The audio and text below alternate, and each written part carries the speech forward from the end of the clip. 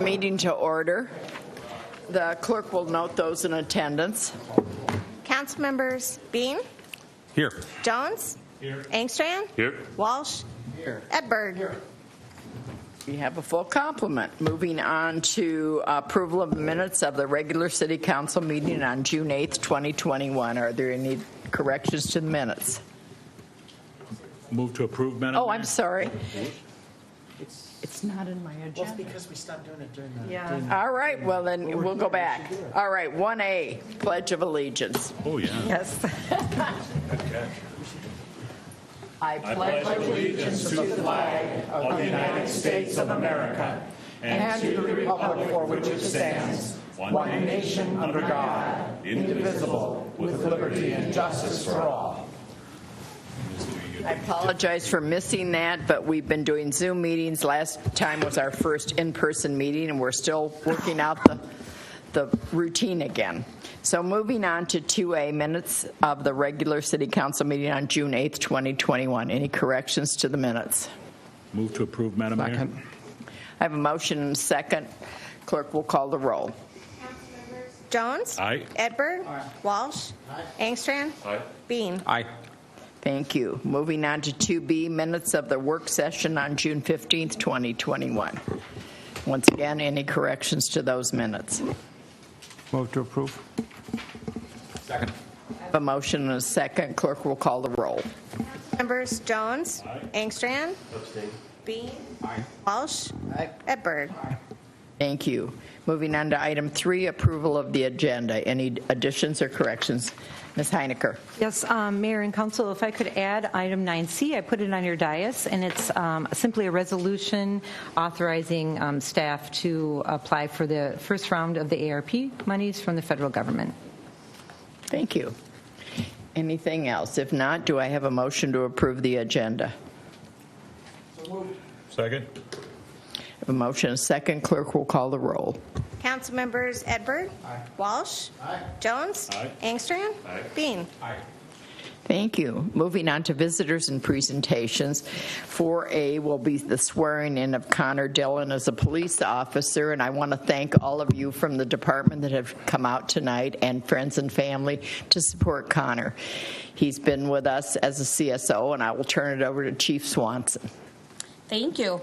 It's very weird to see so many people here. I know. Or to even be looking at you and not on a TV screen, so that's great. So Mayor and Council, thank you for welcoming us back for a swearing in tonight. We were fortunate enough to never have a new police officer during COVID, so you didn't miss any.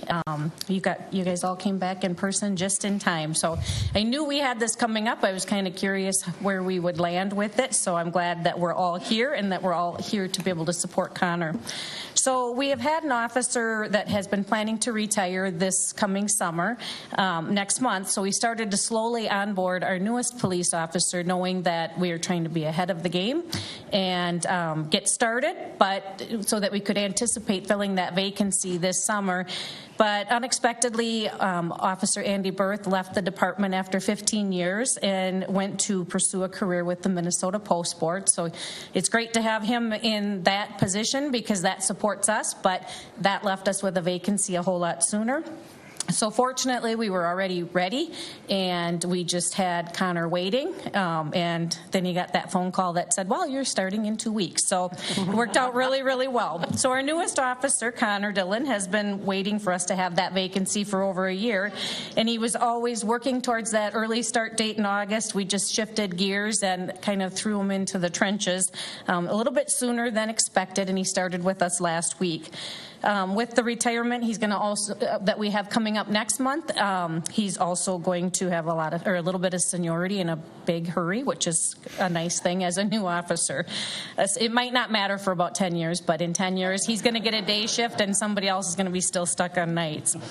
So, as I said, Connor's waited a long time to be able to stand here and take his oath of office, and he's had a lot of opportunities to seek another department, but he's always had his heart set on White Bear Lake. I feel like I know his mom's here, but I feel like we've raised him in our White Bear Lake family, and we're lucky that he waited to have White Bear Lake be his choice of places to work. So he started looking into the field of public safety when he started in high school, which I know he's young looking, but it was a while ago. And he has an uncle who worked in the EMS and fire industry, and that kind of piqued his interest into public safety or exploring the field further. So when he was in high school, he joined the Woodbury Fire Explorer Post and quickly immersed himself in trainings and ride-alongs. Then during his senior year of high school, he enrolled at the Century College Northeast Metro 916 career program at Century College and began taking various public safety classes. And it was during that time that he met a White Bear Lake police officer. And that person introduced him to our reserve program, and we had him on our side ever since that time. So he just was a little bit uncertain, and he moved to the police side. He started working with our reserve unit about 5 years ago, and he has since donated 4,489.25 hours to the reserve program. He was reserving all the way up until about a week and a half ago. So he holds the title for the most volunteer hours in our reserve program, and at one point he volunteered 1,831 hours in 1 year. So if you're familiar with a full-time position, that's about 2,080 hours, so he has done a great service to our community. He was eventually hired as a community service officer in 2018, and he has worked in that role ever since, but he's also continued to volunteer with the Police Reserve Unit. So I'm thinking he probably hasn't had a whole lot of things going on outside of here, because between volunteering and working his 24 hours a week or 30 hours a week here, he's kind of been with us a lot. So he's one of the first to volunteer for a lot of our community engagement events, or when we had a special event and needed someone there, he was always the first to volunteer. And it's given him the opportunity to soak up all the experience, mentoring, and advice that he can get in preparation for his new role. And I know I said that he spends a lot of time here, but he does have outside interests, mostly which are surrounding around sports and sporting events. Today he's joined by his family, which includes his parents, his siblings, and his grandparents. And his mom, Therese Dillon, will be pinning on his badge tonight. So this is the part where Mom and Connor will come up, and he will take his oath of office. So if you guys can just stand there. Do you want me to hold this? Raise your right arm and repeat after me. I, Connor Dillon, I, Connor Dillon, do solemnly swear do solemnly swear that I will support the Constitution of the United States that I will support the Constitution of the United States and the state of Minnesota, and the state of Minnesota, and will discharge and faithfully execute and will discharge and faithfully execute the duties devolving upon me the duties devolving upon me as police officer for the city of White Bear Lake as police officer for the city of White Bear Lake without fear or favor, without fear or favor, to the best of my judgment and ability. to the best of my judgment and ability. Congratulations. Thank you. All right, you can have your mom turn it on.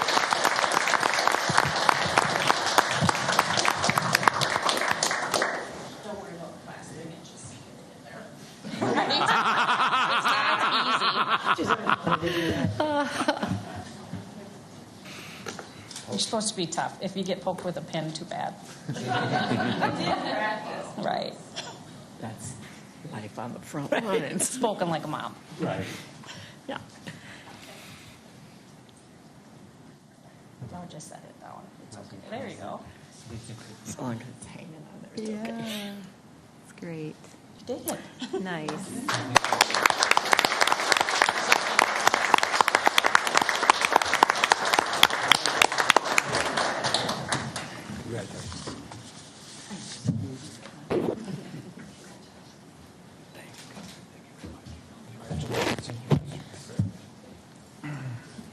I can see this is a bittersweet moment for you, Mayor, because she's used to seeing Connor every week when he stops by to deliver packets. So we're very proud of him. So thank you for letting us come in and do this tonight, and we're going to all leave. Now you're going to all go have cake, and we're going to sit here and do work. But Right. okay. Thank you. Thank you so much. Thank you. Go enjoy. Thanks, Beck. Thank you.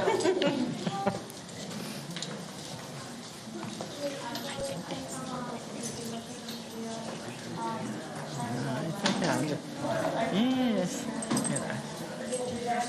Thank you. We'll give them a little time to get out the door here. So you can just walk back door. Yeah, they never. Clearly emptied out.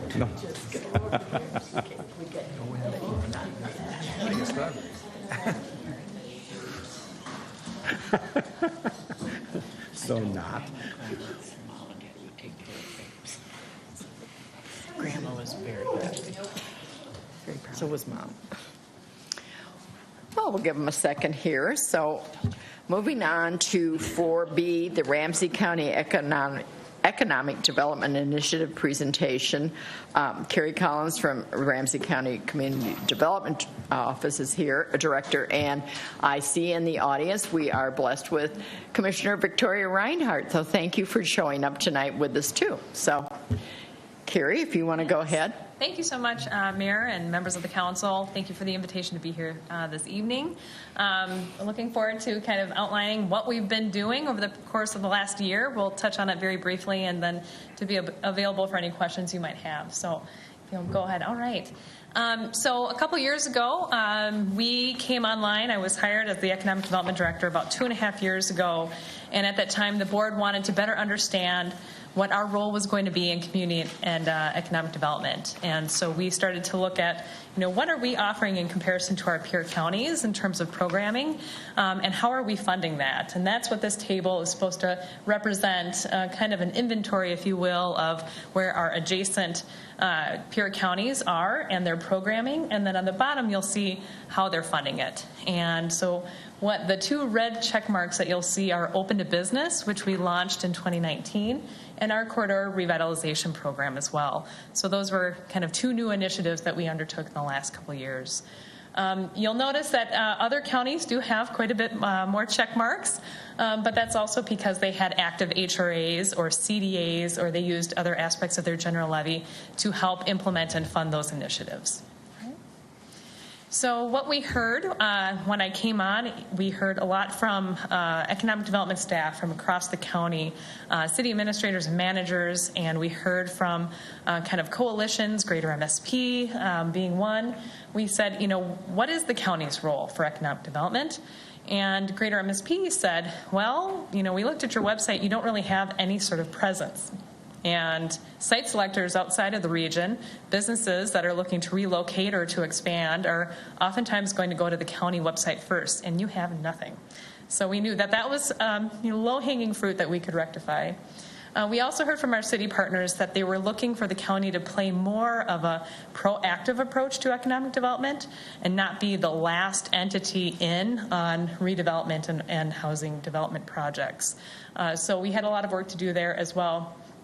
And we also understood from the business community that our incentives, what we offered, both in terms of at the county and local level, those incentives for redevelopment and major redevelopment projects weren't well understood. So we kind of went on an exploration trying to provide clarity in terms of business resources and incentives. Out of that came RamseyCountyMeansBusiness.com, and this became the county's platform to say, hey, look at what all of our communities are doing in the county. If you're looking to expand your business here, locate here, develop in our community, here's available land, and here's incentives by location. So each community, including White Bear Lake, also got a landing page to identify those resources and talk about the quality of life metrics, workforce demographics, and to talk about where businesses can access workforce development. So pre-pandemic, there was a bit of a crisis in terms of labor shortages and accessing workforce. And so we knew that was going to be a big driver of the platform as well. So that was launched December of 2019, and then March of 2020, I think we all can take a deep breath and know what happened there. And we undertook COVID-19. And if you'll go to the next, our Ramsey County Means Business platform quickly pivoted to a business recovery dashboard. So we had this platform set up. We had a great partner in Golden Shovel, and they said, what would you like us to do? And we said, our business community is really struggling in accessing information. we need to real-time provide information to them to retain as many businesses as possible through this crisis. And so we're able to create webinars, post webinars around PPP and the EIDL loan programs coming out of the state, as well as advertise the 4 rounds of our small business relief program. And I would say White Bear Lake just came out in gangbusters in terms of accessing our small business relief program. We were able to serve 131 White Bear Lake businesses to the tune of about $1.5 million. And so there's a really strong business infrastructure, business ecosystem here, which you should be really proud of, and they were able to come in and quickly retrieve those relief dollars. We also had partnered with a variety of agencies in terms of technical assistance and business counseling to help businesses through the crisis as well, and those services are still being offered. Go to the next. So back to 2019 and understanding the role of economic development. We understood economic development is not just land development, it's housing infrastructure, it's workforce development, it's job creation, and it's our fiscal health. It's kind of our portfolio, if you will, and land use composition that ensures a wide range of uses of housing and business infrastructure to serve all of our county's needs. And so we undertook a comprehensive plan to touch on things like fiscal health and innovation and understanding our kind of industry profile in the county. And as a result, and after 18 months of engagement with the community, of which your community development director served on our steering committee, as did Tracy when Ann couldn't. We were able to come up with the economic competitiveness and inclusion plan to strengthen our region and understand where we as a county are going to deploy resources to be more competitive as a region, to compete better, and to serve our residents better as well. Out of that plan came 8 strategies, 4 around economic inclusion and 4 around economic competitiveness. There's a lot of work to be done around economic competitiveness in terms of strengthening the small business ecosystem, ensuring pathways to commercial ownership, and creating opportunities to minimize a lot of the race-based disparities that we see plaguing Ramsey County.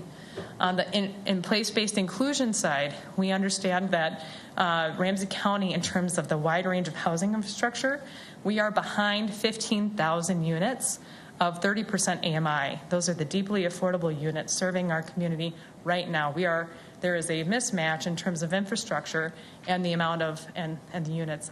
I'm sorry, I don't know if I can interrupt, but I'm going to anyways, because that's what I do. Yes, you can. So my question That's on what he does that, best. how much does that affect? I mean, because like we face as the city of White Bear, like we're fully developed. I know Ramsey County's immensely developed, say compared to Hennepin County. How much is like new construction versus reconstruction, a part of Ramsey County being behind in that particular number that you just gave, or ballpark? Well, there's a lot of variables. 30% AMI to 50% area median income requires a certain amount of kind of public subsidy traditionally to develop. And so that oftentimes can become difficult. But to your point, we are a fully developed county. And so much of what you're seeing is, redevelopment projects. So as you see, a building be declared blight, that can be demolished, and in its place, we start to see new multifamily being developed. But then there's also naturally occurring affordable housing. And that's where we see our county actually performs really well. Naturally occurring affordable housing is housing that generally has kind of aged over time. It's typically, about 30 years old. And the rents have become affordable because oftentimes there's subpar housing. They're older multifamily housing that are in need of TLC and rehab. And so naturally occurring affordable housing is something, too, that we're hoping to preserve in Ramsey County to ensure that, new supply, you're pouring kind of water into a bucket in hopes of kind of increasing the infrastructure. But if you're losing naturally occurring affordable housing, then you're just pouring water into a leaking bucket. And so it needs to be a balance of both preservation dollars and supply for multifamily. But what this plan does, it doesn't just talk about rental housing.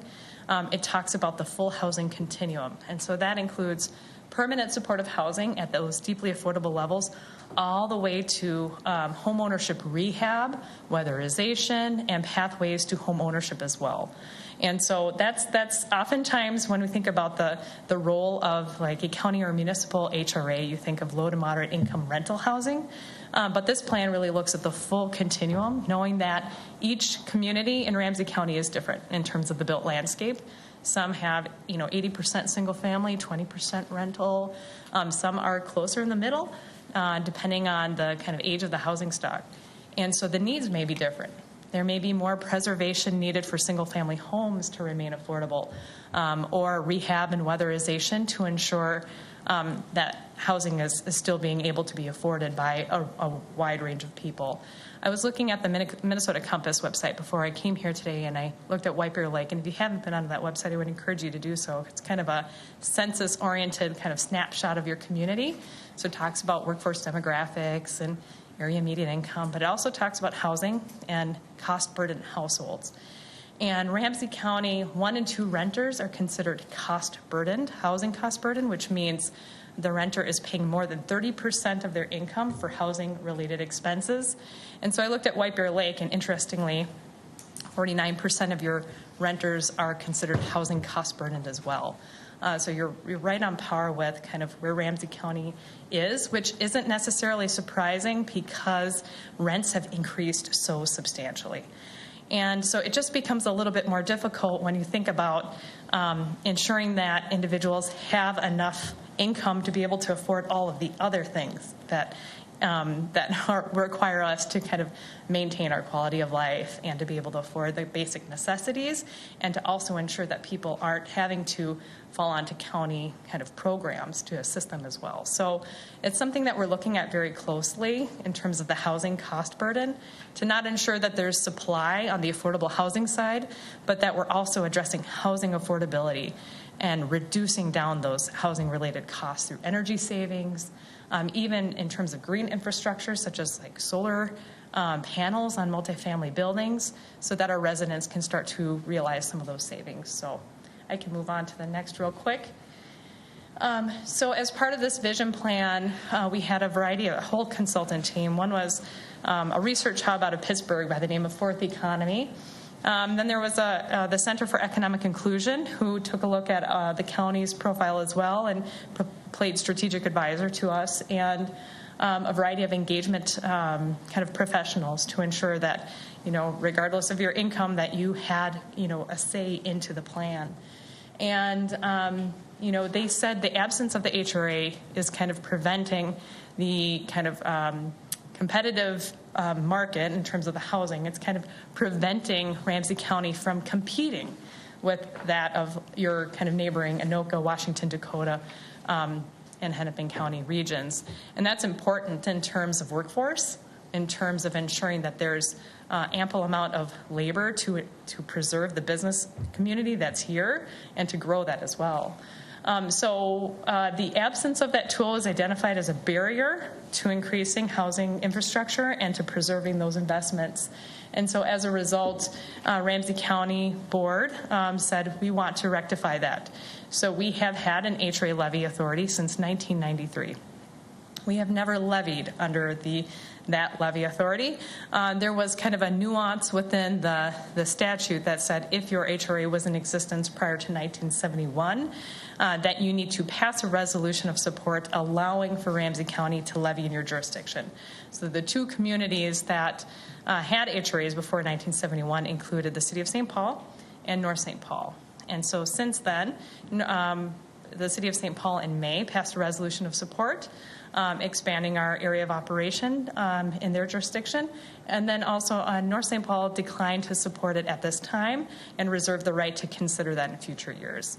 So we plan to activate that levy beginning in 2022. The HRA levy is just one piece of the larger Ramsey County budget. So there's the general levy, the regional rail authority, and the HRA levy. So right now we're on kind of our traditional budget trajectory, budget timeline, and the board will need to consider kind of the full aggregate tax impact and those three levies in December, just like you would with your municipal budget. And so that's kind of the next plan of action for the HRA levy. And if you'll go to the next. Oh, it's a little bit hard to see there. One of the things I want to mention, excuse me, before I open it up for questions is that, again, so often individuals think of affordable housing as like high-rise, mega dense towers in the sky, and that is so not the case. Most affordable housing is being done at the townhome level, is being done at triplex levels, and then there's pathways to affordable home ownership, which is so critical right now. And so we're looking at creating programs for housing infrastructure, the full housing continuum. And then also we heard from our city partners that more flexible environmental cleanup dollars, to your point, were fully built out, which means that we do have brownfields sprinkled all across all of our communities. And so we want to be able to create a flexible program that allows for more opportunity to clean up those sites and to redevelop them in accordance with your comprehensive plan and with the goals of your community. And so that could be for jobs, for mixed income housing. And so that's a quadrant as well.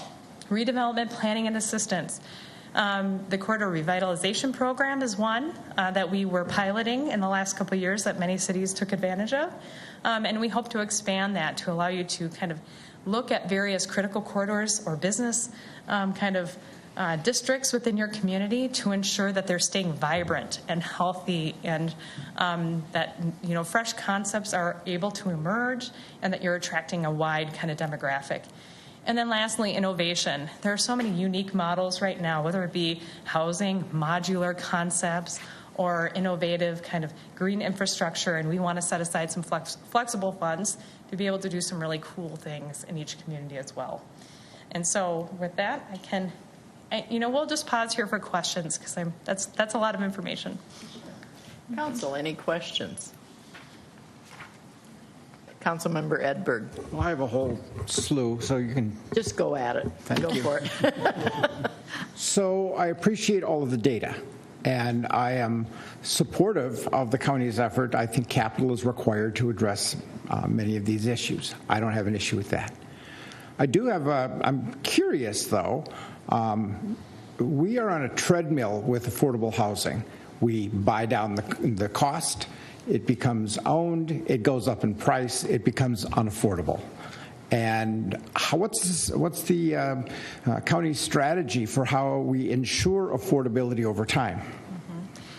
That's a great question. Thank you, Councilmember. I would say for those projects that we have put funds into, whether that be our community development block grant or home funds, if we're putting that into, for example, a single-family home, there's actually an affordable kind of housing clause that goes into the covenant for the land, so that exactly your point, we're not writing down those costs and then somebody's quickly turning it over and pulling the equity out.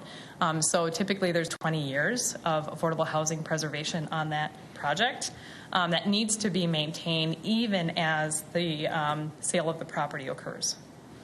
I would argue that 20 years is too short, that our reliance on, particularly our public policy reliance on tax credits is inadequate.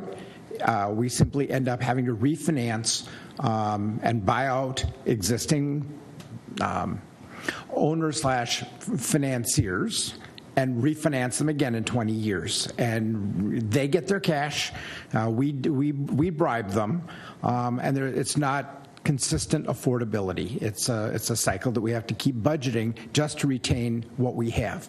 It seems like we need to have some exploration of different, it seems to me, we need to have some exploration of different strategies to get those off the market. So I haven't heard you mention land trusts, I haven't heard you mention cooperative ownership, and I haven't heard you mention limited equity financing. Yep. So as tools that I think ought to be on the table and explicitly advanced, I'd encourage more, maybe you've already looked at them and they just didn't make it into the presentation, but it's like we need to build in affordability that just doesn't rely on a 20-year cycle where we go and bail out the nonprofit or the for-profit entity that's doing the work.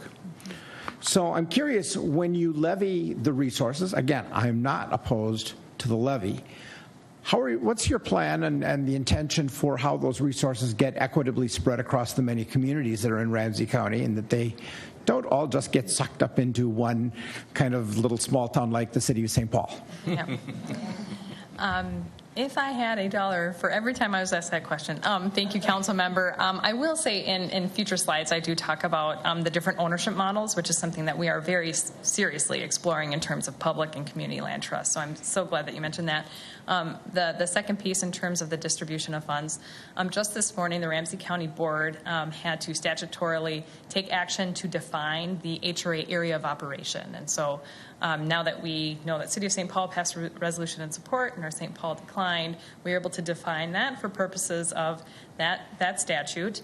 And as part of that, we memorialized in that resolution that we are going to create an equitable distribution of 50% in the City of St. Paul and 50% in suburban Ramsey County, so that it's on par with our Environmental Response Fund and other programs that we administer.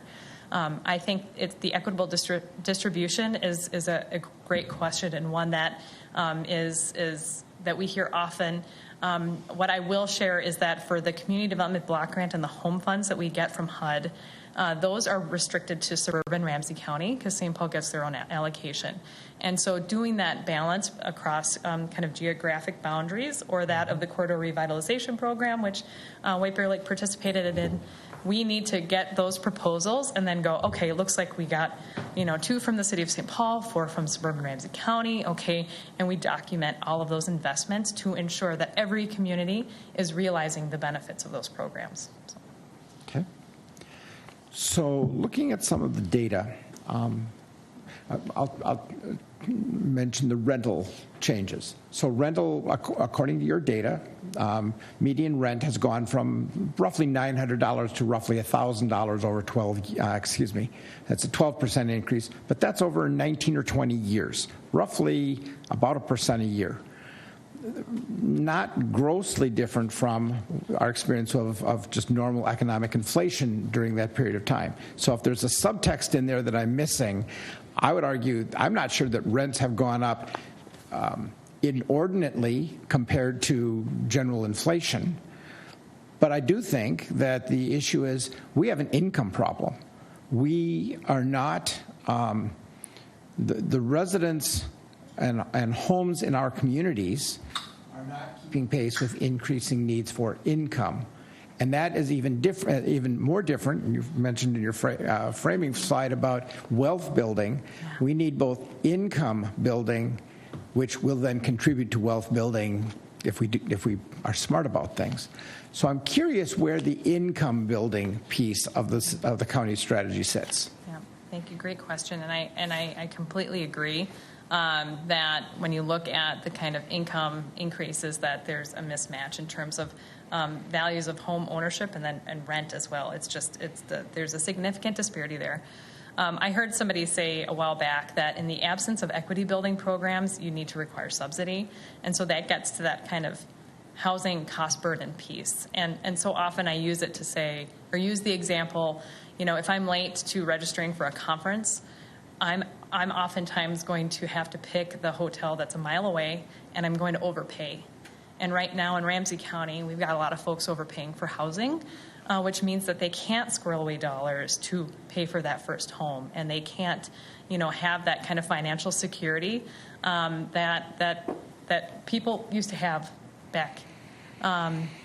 Before things kind of skyrocketed. And so we need kind of both a bookend approach to this housing continuum. We need pathways to home ownership to build that equity, and we also need to ensure that there's preservation of wealth equity in our community too, both on the commercial ownership side and residential ownership. We're watching some data coming out of the Federal Reserve in terms of the foreclosure and forfeitures that may be arising as a result of the economic crisis. And that's something that we really want to kind of be more proactive about. Help those individuals, those homeowners that are struggling, maybe it's through mortgage assistance, through other departments within Ramsey County that provide that help. But we need to be proactive to ensure that all of that equity that was built up over time is not is not wasted, is not lost. And so I agree, there is an income gap, and we need to kind of get serious about that. There is also a housing crisis in terms of vacancy rates are just so low right now, and so everybody's overpaying for housing. We need to ensure greater opportunities along the AMI continuum, the 30, the 60, the 80%, and market rate. I mean, you probably have residential developers kind of saying, hey, you're probably getting calls all the time. We can do this here, we can do that there. Certainly a lot of communities are experiencing that. The residential market is strong. It's finding the land and the redevelopment opportunity, and then all of the resources that go with, whether it be demolition, environmental cleanup as a result, and then having the space to create the density to make the financing work. And so I think what you've described is both, it's a two-prong. It's income, but it's also, up until recently, we've been really strapped for tools, for affordable housing tools. And so often city councils have to rely on a TIF strategy to make it work. And oftentimes that's undesirable for a variety of reasons. And we want to make sure that there are more tools on the table so you're not so dependent on that tool. But there is an income aspect to it as well. So I'll close with one last observation. We in this country say we believe in a free market enterprise system. I don't think that's actually true. I don't think our policies actually reflect that in so many cases. But we say it as a mantra. What we have going on is that there are large agglomerations of capital, people who have lots of cash, and they park it in equity funds, and they are buying up distressed housing, turning it around, and they are controlling the housing that's available and the price at which it's available. So I'd be curious if there's a strategy. Look at North Minneapolis. That's been profiled in the Star Tribune recently. The whole issue about the availability of housing, and it particularly happened after the Great Recession. It's happening again, and it's about to happen big time. And that concentrated ownership does not serve the interests of communities. I'd be curious what policy approaches the county is thinking. I know you're only a year and a half old. But it's like that's the real here and now of where money moves, and we should be thinking about how we deal with that. Yeah. Thank you, Councilmember. I'll just add that there are many communities, especially suburban Ramsey County, that are seeing that phenomenon happen all the time. National investors are coming in and buying up affordable homes. They're flipping it and either and unloading it, or they're renting it out. And this is a conversation I just had with a city administrator who said there's a national investor that owns 28 homes in her community, and those could otherwise be freed up for emerging families that are looking for true affordable home ownership opportunities. And so, there's a couple of variety. You mentioned community land trust, public land trust. The site control is a big piece. Working with communities where Ramsey County can help in getting that site control and then ensuring that there's a pathway to home ownership.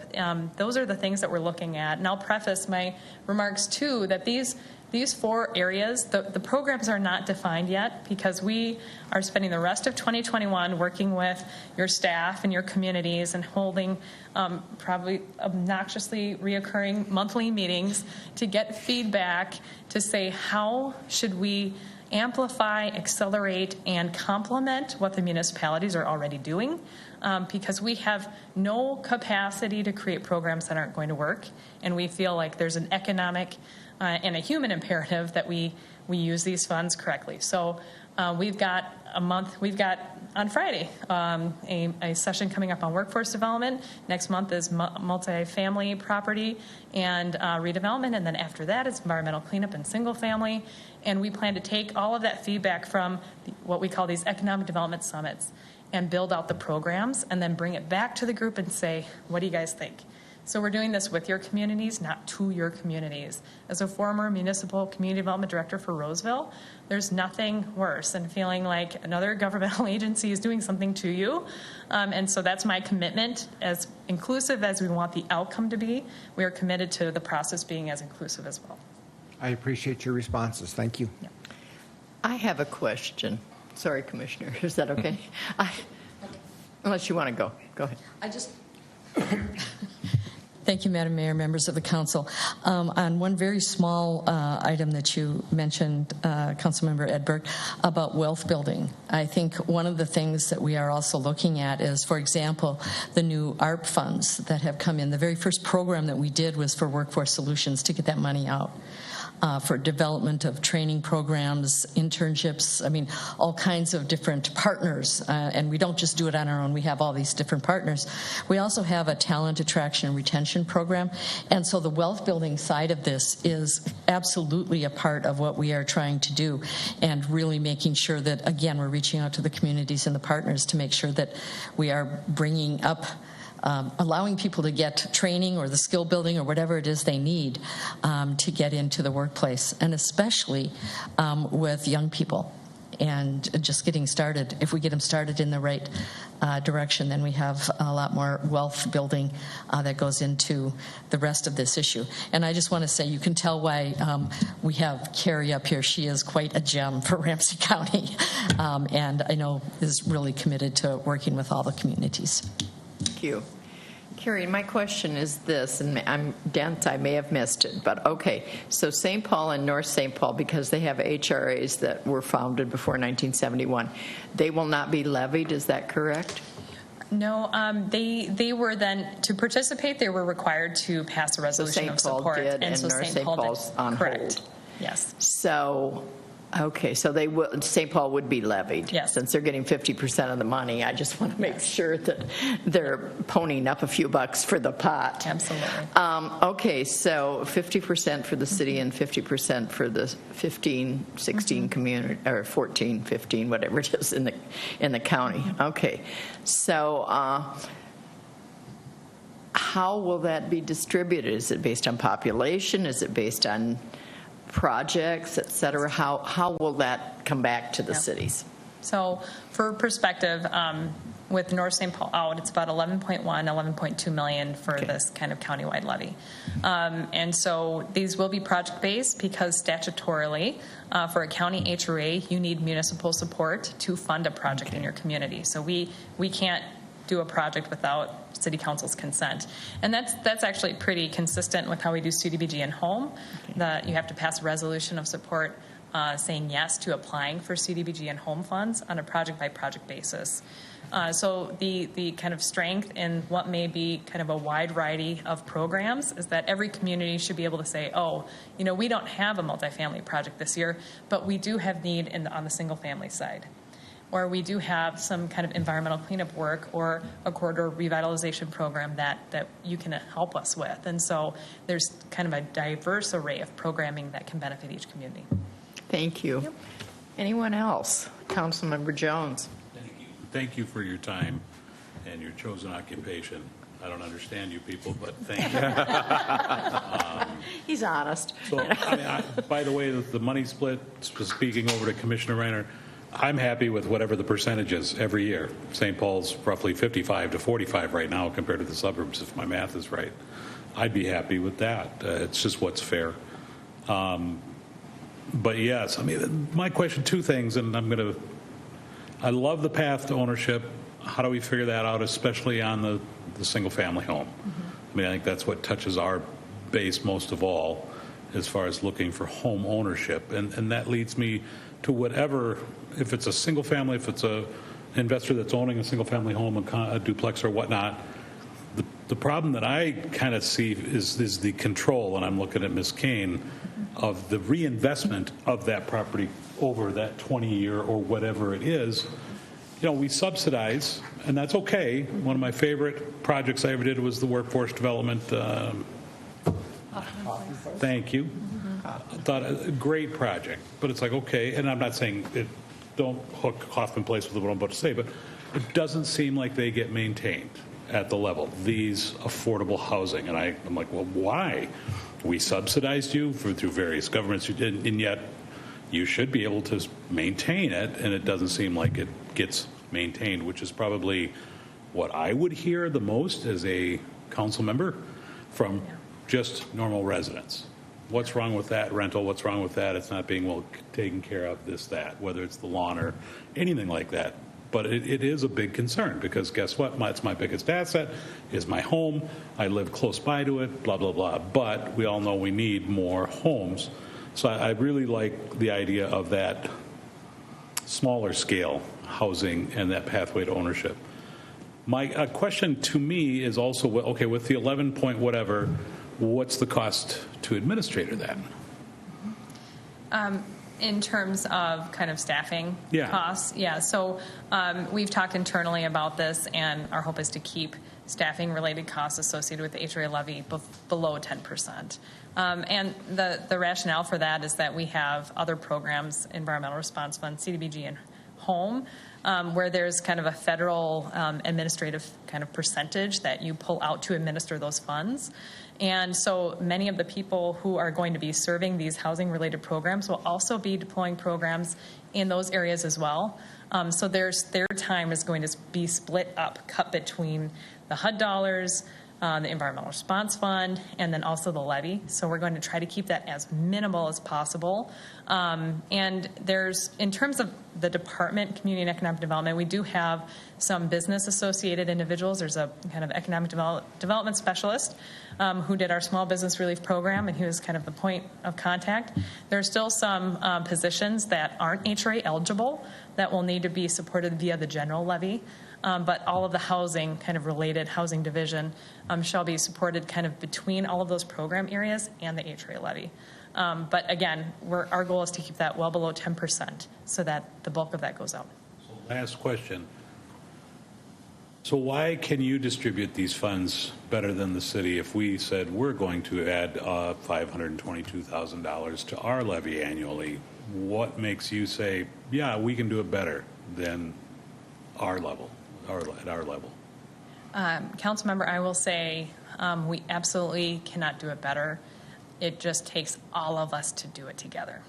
And that is something we know that affordable housing and redevelopment projects are so expensive. Even environmental cleanup is so expensive. To put that all on the shoulders of local municipalities is unfair. And we need to keep our county strong and vibrant and growing jobs and creating sufficient housing infrastructure so that we don't see dilapidated kind of buildings in need of rehab and we don't have aging, old, subpar multifamily properties. And that shouldn't be the sole responsibility of the municipality. We'd like to partner with you to do it together. I like that answer because I don't want to drive across a municipal line and see black, white, green change so fast. I mean, it should be this. It should be consistent. Yeah. So that's a good answer. Absolutely. Thank you, Madam Mayor. Thank you. Council, anyone else with questions? I guess not. I thank you for coming with the presentation. It was very informative. We need to hear this and look forward to continuing to work with you on this. Awesome. Thank you so much. Thank you. Appreciate it. Thank you. So are you doing the minute or is Paul doing this? Okay.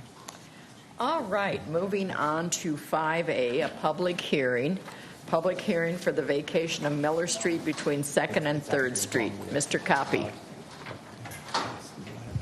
Thank you, Madam Mayor, members of the council. We'll get Ann is getting the little presentation up here.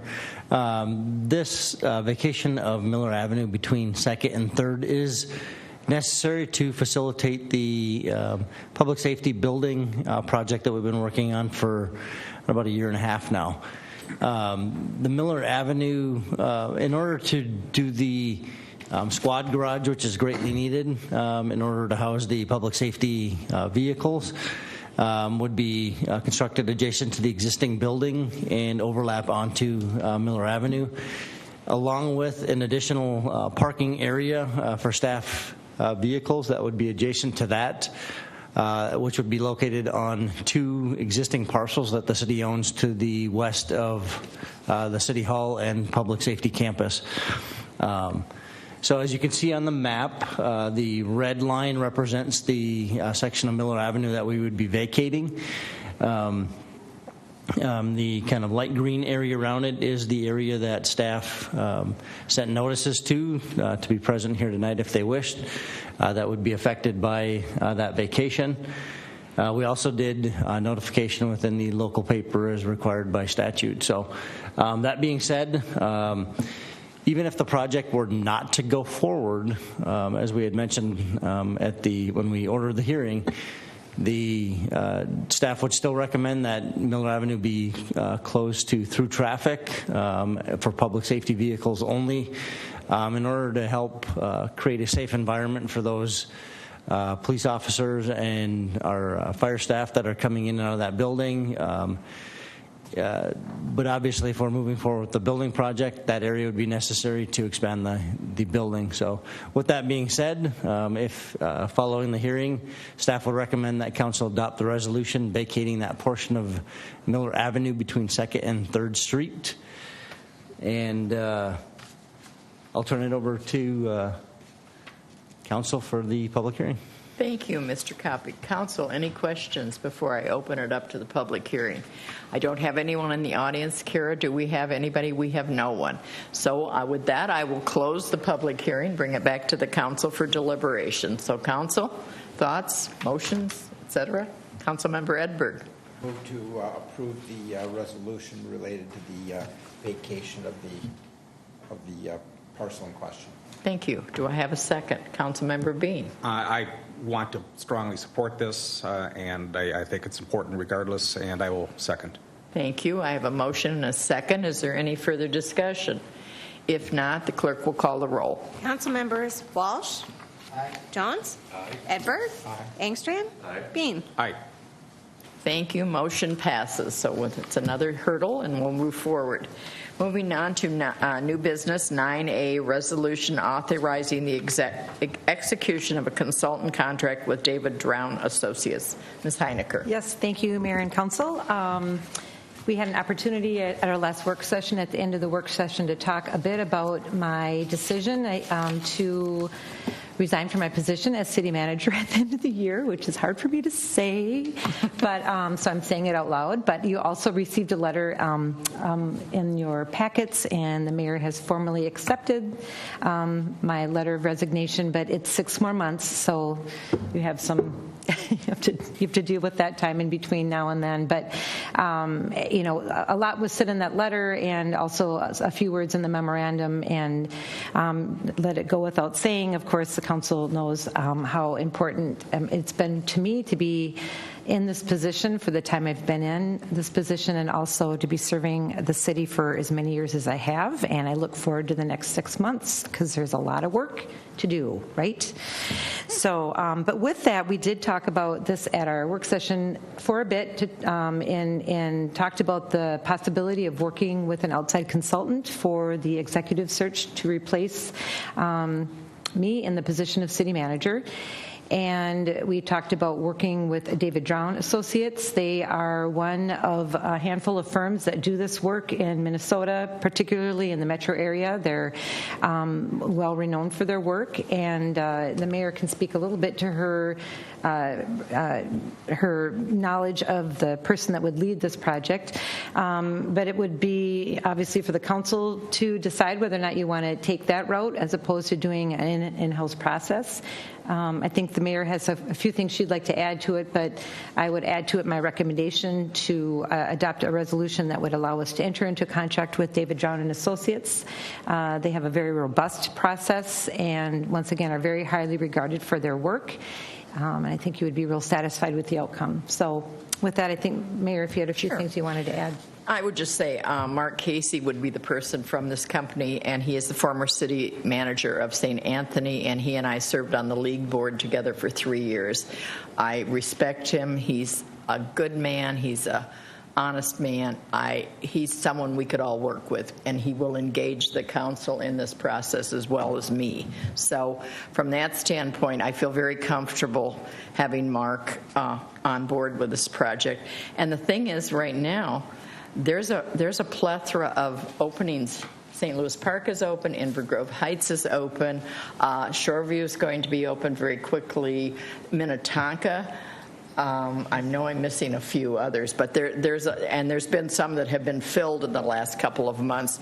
So the landscape is changing, and I think having them take us through the initial process. I mean, as we discussed the other night, I mean, we will still have final say on things, but they will cover a lot of the groundwork prior to us doing the selection process. So I would highly recommend them also, but I would certainly entertain any questions that any of you might have. Madam Mayor, I just want to be like Doug Bain and just on this issue and be very supportive and echo Councilmember Edberg's words from our study session that this is an investment and this is a critical time, and also I think this is the right council to make this decision. So is that a motion? I'll move to approve. Thank you. Thank you. Do I have a second? Second. Is there any further discussion?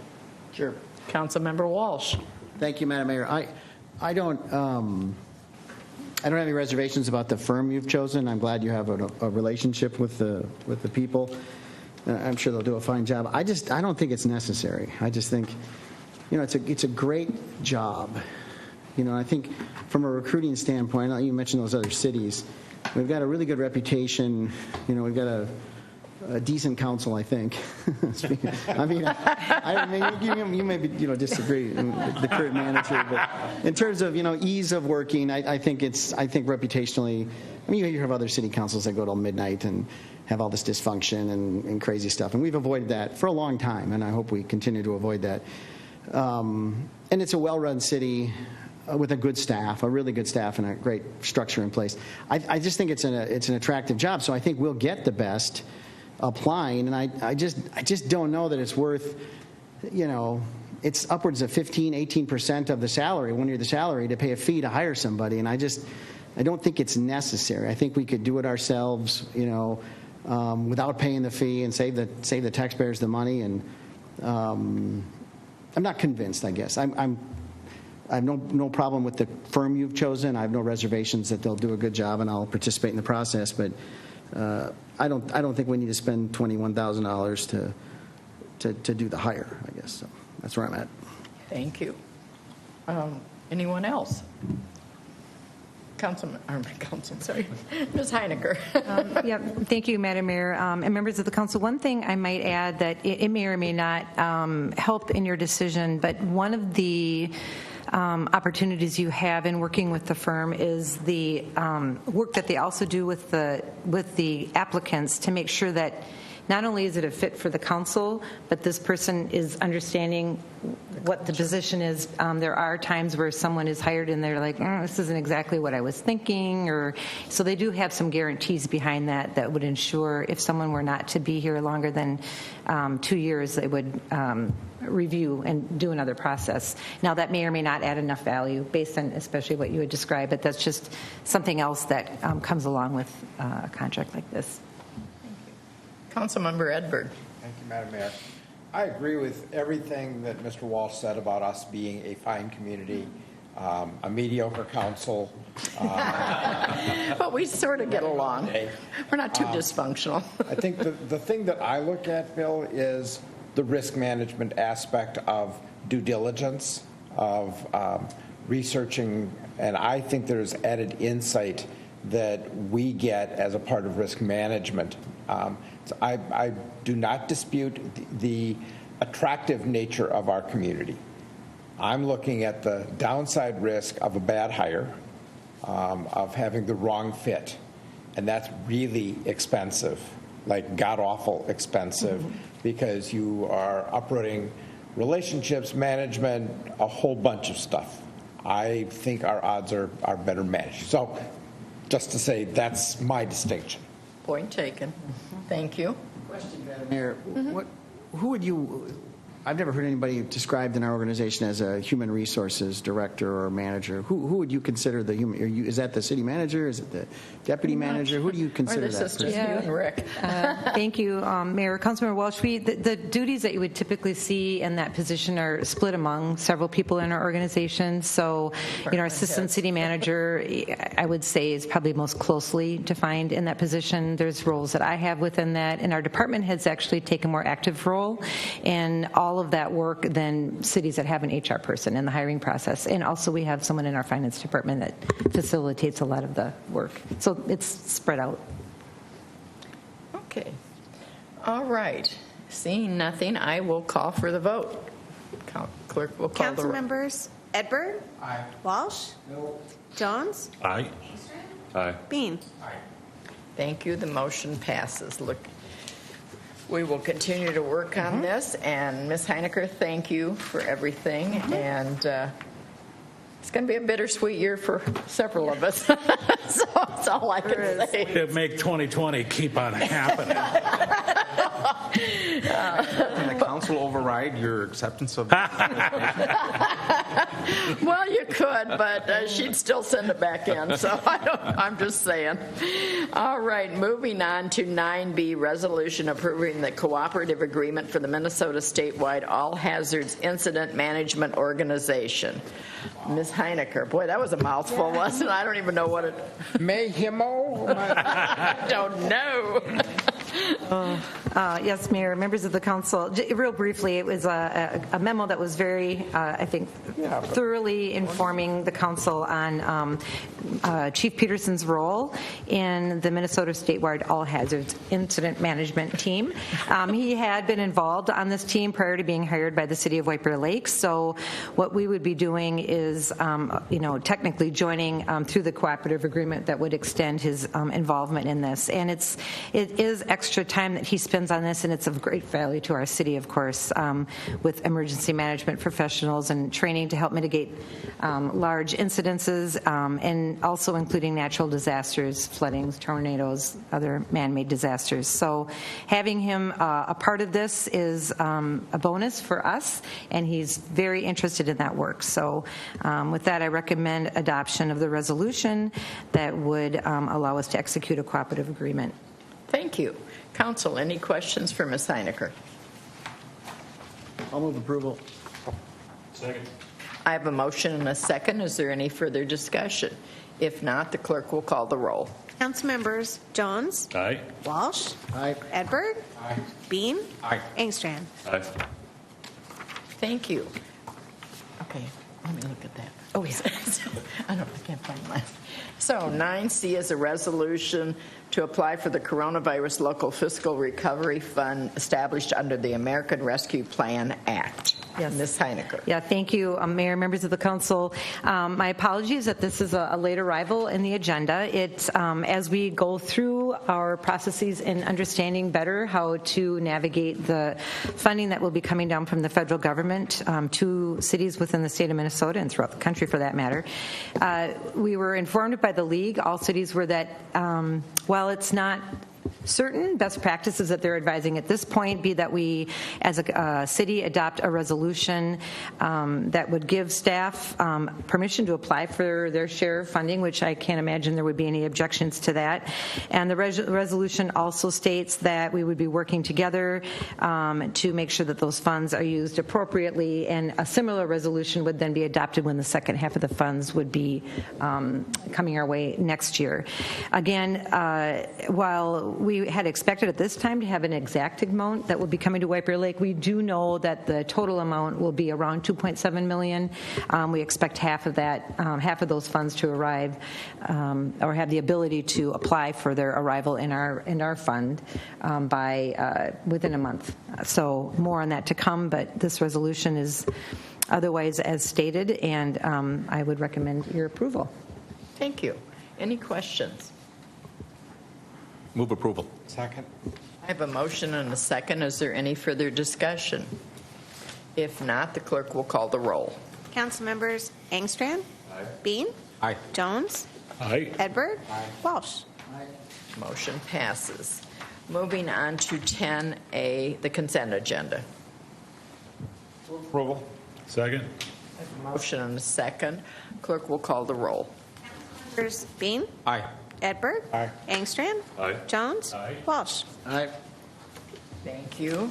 Moving on to discussion. We have nothing under discussion. Moving on to communications from the city manager. Yes, thank you, Mayor and Council. There's a few things I have to update you on, and most importantly, Manager Day's Parade is coming. So that will be the July 2nd, that's a Friday, right? That's July 2nd.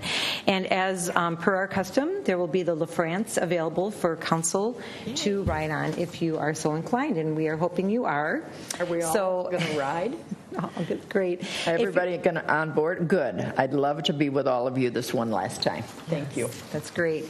And we'll email the details to that. It's the same as always. I just can't remember what that is. So we'll make sure that you get that via an email. 6:50 in the fire station. There you go. So good. That's going to be really fun and so great. Everybody's really excited for all the events that are coming up this summer. We're thrilled. So. And then just real quickly, following that, or actually the Thursday right before our parade is going to be the first night of Market Fest, and as you know, that will be running for 6 weeks. The last day will be on August 5th, and the city will have a presence. We're able to secure a booth for both the Welcoming and Inclusive Community Task Force as well as a Housing Task Force. So we have members of both task forces as well as staff that will be at Market Fest promoting the work of both and also creatively seeking input. We're still figuring out how to best do that in a way that can be fun for the people at Market Fest. So we have some ideas. But that will be something to look forward to in the coming weeks. And then lastly, I just want to remind Council, I put a flyer on your dais, and each of you were emailed this as well, the upcoming Community Conversations on Race that is being hosted by Humanity Center as well as many faces of White Bear Lake, and the partnerships include City of White Bear Lake, White Bear Township, and Badness Heights as far as municipal partnership, which we have a great showing so far. I think as of today, the information was, there was some scheduling, just trying to get it all, because they really wanted to have a June, July, August showing for the sessions, and so it didn't get out with as much notice as we had hoped, but it's quickly filling. We're going to try to limit it to 50 people, just still with keeping some of the COVID precautions in place and making sure that it's an event that is with those intimate conversations that they expect for that first session. So looking forward to that, the first one being this Thursday, and more on that to come. And I think that's all I have right now. I don't know if Paul and Ann have something you'd like to add. Thank you, City Manager Heinecker. I got a couple things. First off, I'll have Ann show a couple slides here. As you can see, and hopefully everybody's had a chance to drive by it, our Parks Department worked hard to get our sailboat sculpture rebuilt and put back up in time for summer boating and festivity season. They had a lot of fun with this project. It started out with just kind of we need to fix what's there, and the more we looked at it, the more deteriorated we found it to be due to the road salt and things like that. So they really had a lot of fun, finding folks to get it rebuilt, working with Jason Brown to get some of the mast and some of the hardware donated. So it's back up and more realistic as ever. So hopefully you get a chance to drive by it and people can enjoy it throughout the summer. Looks beautiful. So that's one exciting thing to get back in place. The next is just a quick update on the gazebo. We did get notification over the weekend that the lower column sleeves have shipped. We're hoping if they show up this week, we'll be able to get that done in time for a July 10th ribbon cutting. We'll keep council apprised as to that progress throughout the week. We're working closely with Kara to keep her updated so we can get those notifications mailed out as soon as we can determine that the July 10th is feasible. Lastly, a long-awaited project will begin right after the 4th of July. That's our water meter replacement project. So just be aware if you hear of folks getting their initial notification to have their water meter replaced. Those mailings will go out just after or the first week of July. So just to make you aware, and those listening at home, if you get that notification, please get your appointment scheduled, and we'll get that water meter replaced. That's all I have tonight. Thank you. Thank you, Madam Mayor, members of council. Just a quick update. I know that our building official was anxious to get up to North Campus today because the first demolition permit of probably about a series of 6 or 7 permits have been issued for the North Campus. He was quite disappointed when he returned to the office to say there was no activity up there. I know that the tree preservation is all in place and the stormwater management and silt fencing, but the item that you approved under consent agenda that we worked with Kennedy and Graven on will be a tremendous help to our building official as well as our new assistant building official as they undertake that project that really will keep them busy for the next 4 to 5 years. And tomorrow I'll be writing the report for South Campus that involves about a 15,000 square foot addition. Yesterday our associate planner or zoning and planning administrator met with Wold Architects for 2 more elementary school projects. So as we get the first phase out on one and in comes in the next, and we don't have room in our office to manage. That's called the job permits security. Yes. So it's going to be a very exciting project that I think it's really a once in a lifetime kind of infrastructure improvement project that we all get to work on and be proud of the impact that it will have for the future of our community. So thank you to the council for that support. Thank you. Well, with that, I would entertain a motion to adjourn. Move to adjourn, Madam Mayor. I have a motion and a second. Clerk will call the roll. Council members Walsh. Aye. Bean. Aye. Edberg. Jones. Engstrom. Aye. Thank you. Motion passes. We are adjourned. Good meeting. See you on the 2nd on the fire truck.